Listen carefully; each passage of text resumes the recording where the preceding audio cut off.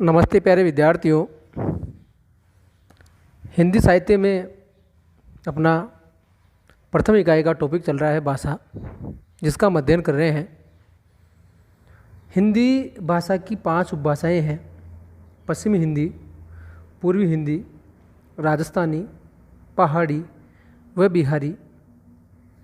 पश्चिमी हिंदी की 5 बोलियां खड़ी बोली, ब्रजभाषा, हरियाणवी, बुंदेली व कन्नौजी है। पूरे वीडियो में हमने खड़ी बोली का अध्ययन किया है। आज हम ब्रजभाषा व हरियाणवी बोली का अध्ययन करेंगे। ब्रजभाषा, इसे अंतर्वेदी भाषा व पुरुषोत्तम भाषा भी कहते हैं। अंतर्वेदी भाषा कहने का एक कारण है कि ये पूर्वी हिंदी और पश्चिमी हिंदी के मध्य की बोली है। पुरुषोत्तम भाषा इसलिए कहते हैं कि इसके साहित्य की जो लालिमा है वही इसे पुरुषोत्तम भाषा का रूप देती है। इसका उद्भव शौरसेनी के मध्यवर्ती रूप से हुआ है। ब्रज शब्द का अर्थ है पशुओं या गौओं का समूह या चरागाह है। ब्रज जो क्षेत्र है वो पशु प्रधान्य क्षेत्र है और पशु प्रधान्य होने के कारण ही ये क्षेत्र ब्रज कहलाया। और इसी आधार पे यहाँ की जो बोली है वो ब्रज भाषा कहलाई। ब्रज भाषा में ये बोली होते हुए भी इसके आगे भाषा शब्द जुड़ता है। ऐसे ही खड़ी बोली भी एक भाषा है, उसके आगे बोली शब्द जुड़ता है।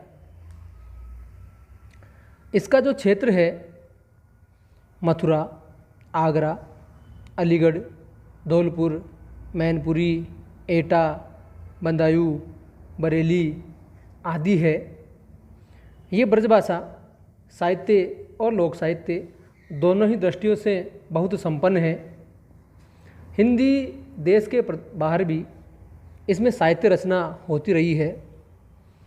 तजाकिस्तान में ये भाषा ताजुबेकी के नाम से जानी जाती है। पश्चिमी हिंदी का अध्ययन करने के लिए ब्रजभाषा एक कुंजी का काम करती है।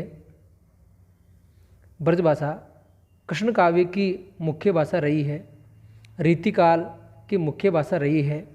जब रीतिकाल का हम अध्ययन करेंगे तो देखेंगे कि रीतिकाल का अधिकांश साहित्य ब्रजभाषा में रचा गया है।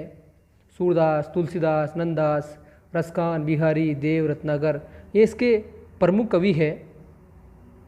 इसकी उपबोलियाँ भी है: नैनीताल की बुक्सा, बरेली की अंतर्वेदी, धौलपुर व पूर्वी जयपुर की डागी, करौली की जादोवाटी, ये इसकी उपबोलियाँ हैं। एक शब्द है ब्रजबुली।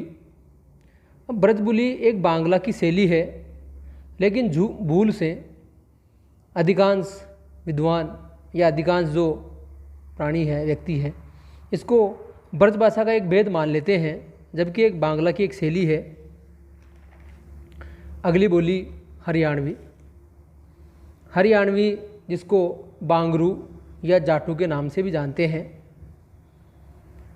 हरियाणवी शब्द की उत्पत्ति हरि धन यान, हरिधन अरण्य, अहिरधन आना, इनसे माना जाता है।